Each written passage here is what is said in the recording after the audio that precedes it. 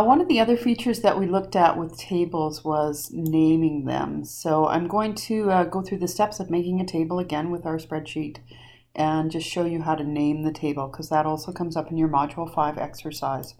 So I've got my spreadsheet here again, the clothing one that we've been working with, clothing sales. I'm going to go to the Insert tab. I'm making a table, not a pivot table for this. So look for the table feature. It has picked up that I want that whole area. If it did not, I would click this arrow and go and select the area of the spreadsheet that I wanted to turn into a table. Once I've done that, again, this table has headers. So the check mark is there. Our headers are date, purchaser, category, description, quantity, and price. Then I'm going to click the OK button.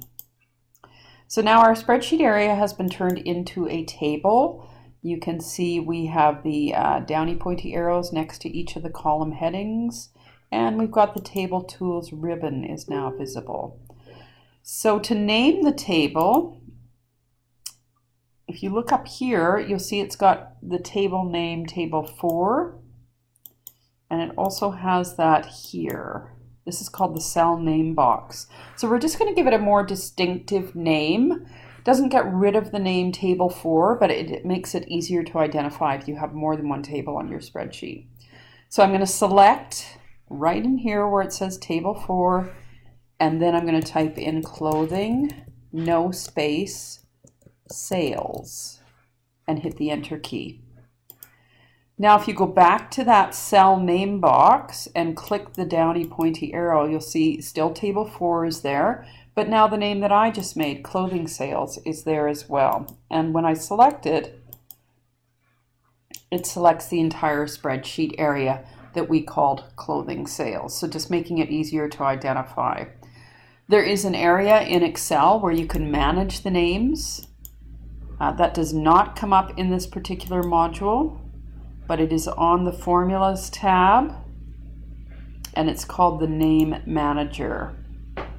So if I wanted just to use clothing sales and get rid of Table 4, I can go to the Name Manager, click on Table 4, and delete that. Then I would be left with just clothing sales.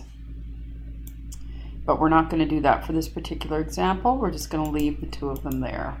So in your Module 5 exercise, you will find that it will ask you to name the table, and that's how you do it. You select the table, come up to where it says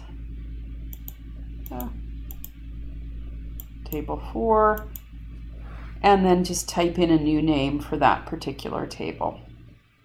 Once you've named it, so I'll name it Clothing Sales February, it looks like.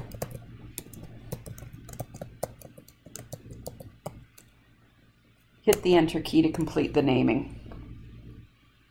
So now I got a couple names for my table, but that's okay. That's how you name a table.